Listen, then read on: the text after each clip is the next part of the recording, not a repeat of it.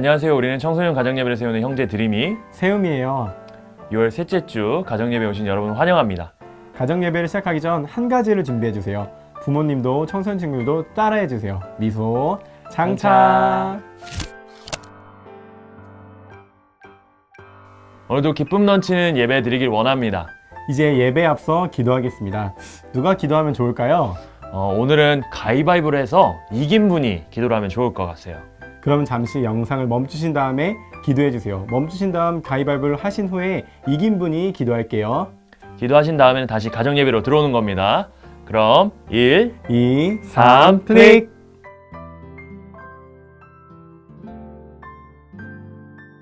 아멘. 오늘 가정예배 안에 넘치는 은혜가 있기를 소망합니다. 네, 그럼 기대하는 마음을 가지고 우리 함께 찬양 불러보도록 할까요? 따라 불러주세요. 우리 주님 한 분만으로 만족하며 찬양합시다. 주님 한 분만으로 나는 만족해. 나의 모든 것 대신 주님 찬양해. 나의 영원한 생명 대신 예수님 목소리 높여 우리 다시 처음부터 찬양합시다. 주님 한 분만으로 주님 한 분만으로 나는 만족해. 나의 모든 것 대신 주님 찬양해. 나의 영원한 생명 대신 예수님 목소리 높여 찬양. 주님의 크신 주님의 크신 사랑 찬양해.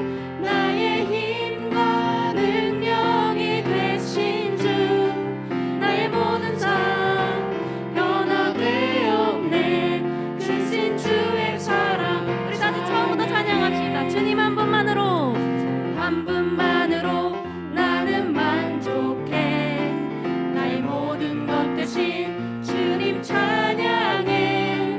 나의 영원한 생명 대신 예수님 목소리 높여 찬. 주님 한 분만으로 주님 한 분만으로 나는 만족해.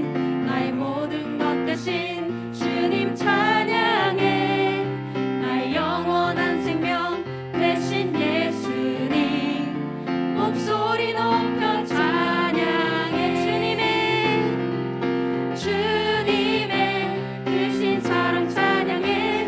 나의 힘과 능력이 되신 주 나의 모든 삶 변화되었네. 크신 주의 사랑 찬양. 주님의 크신 사랑 찬양해. 나의 힘과 능력이 되신 주 나의 모든 삶 변화되었네. 크신 주의 사랑. 우리 다시 한번 주님 한 분만으로 주님 한 분만으로 나는 만족해. 나의 모든 것 대신 주님 찬양해. 나의 영원한 생명 대신 예수님 목소리 높여 찬양. 주님의 크신 사랑 찬양해.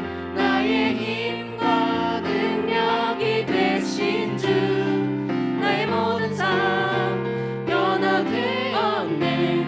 크신 주의 사랑 찬양. 우리 마지막으로 주님의 크신 사랑 찬양해. 나의 힘과 능력이 되신 주 나의 모든 삶 변화되었네. 크신 주의 사랑 찬양. 크신 주의 사랑 찬양. 크신 주의 사랑 찬양해.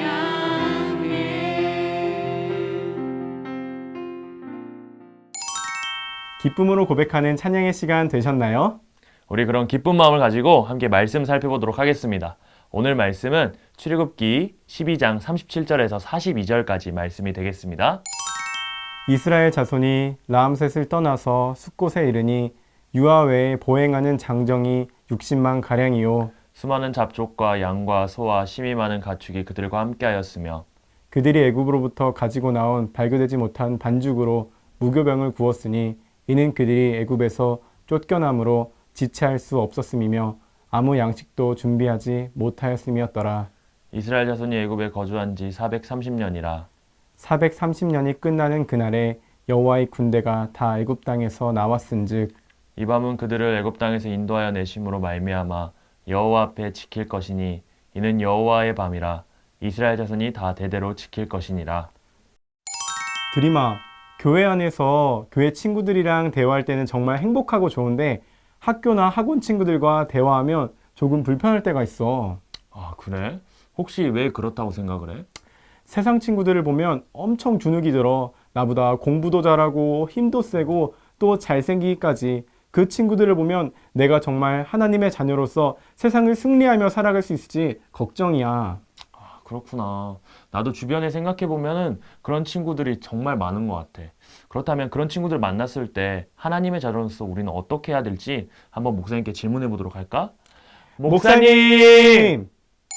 이스라엘 백성은 이집트에서 나오기 전에는 분명히 노예였는데 이집트를 나오고 나서는 여호와의 군대가 되었습니다. 어떤 변화가 있었을까요? 질문을 통해서 확인해 보도록 하겠습니다. 첫 번째 질문입니다. 성경은 430년 만에 애굽의 노예에서 출애굽하는 이스라엘을 무엇이라고 칭합니까? 라는 그 질문에 대한 답은 여호와의 군대입니다. 사람은 자신을 바라보는 정체성에 따라서 세상과 반응하며 살아갑니다. 노예로서의 정체성을 지니고 있다면 아무리 몸이 출애굽에 있었다 하더라도 정서적으로, 영적으로 여전히 애굽의 노예처럼 행동하게 됩니다. 하나님은 이스라엘을 하나님의 군사로 호명함으로써 그의 정체성이 변화되길 원하셨습니다. 42절에 이렇게 나와 있습니다. 이 밤은 그들의 애굽 땅에서 인도하여 내심으로 말미암아 여호와 앞에 지킬 것이니 이는 여호와의 밤이라. 이스라엘 자손이 다 대대로 지킬 것이라. 아멘.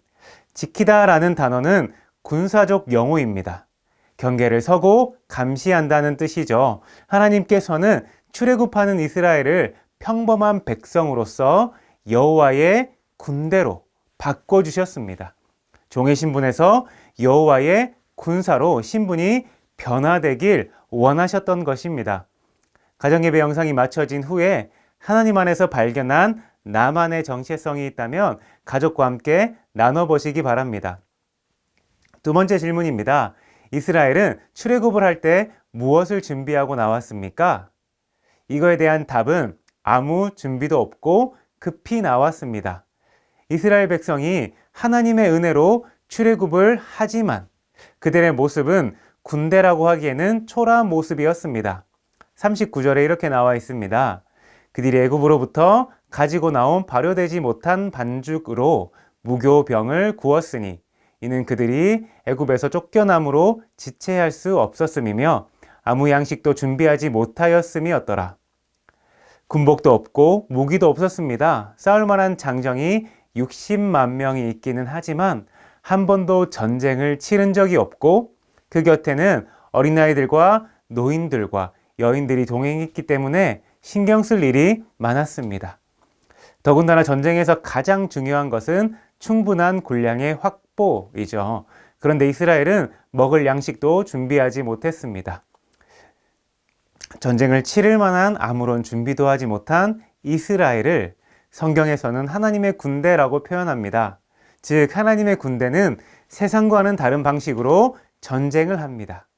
하나님의 군대는 모든 그 전쟁에 하나님께 속했다라는 믿음을 가진 사람, 그것이 곧 하나님의 군사인 것입니다. 또 하나님의 방법대로 순종하며 싸우는 사람, 그 사람이 곧 하나님의 군사인 것입니다. 전쟁의 결과는 하나님께 맡기고 오직 현재에 충실하게 순종할 뿐입니다. 가정예배 영상이 마친 후에 하나님의 군대답게 나는 어떤 전쟁을 치르고 있는지 가족과 함께 나눠보시기 바랍니다. 이 시간 승리의 기쁨이 온 가정에 넘치기를 축복합니다. 그럼 다시 드림이와 세움이 나와주세요. 나의 준비보다 더 중요한 게 하나님의 인도하심임을 알았어. 나의 열심보다 먼저 하나님을 더욱 신뢰할래. 맞아. 설령 나에게 연약한 모습이 있더라도 낙심하지 않고 나를 불러주신 하나님을 신뢰하며 함께 하신 하나님을 바라보자.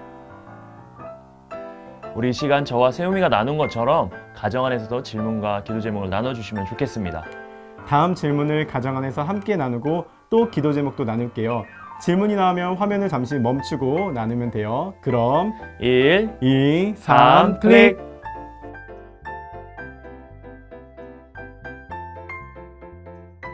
이제 기도로 예배를 마치려고 합니다. 마치는 기도는 누가 할까요? 시작할 때 기도를 가위바위보에서 이긴 사람이 했다면 이번에는 멈추시고 가위바위보에서 진 사람이 기도를 해주시면 좋겠습니다. 그러면 화면을 멈추신 다음에 가위바위보 치신 분이 기도하도록 할게요. 기도가 끝난 후엔 다시 예배로 돌아오는 겁니다.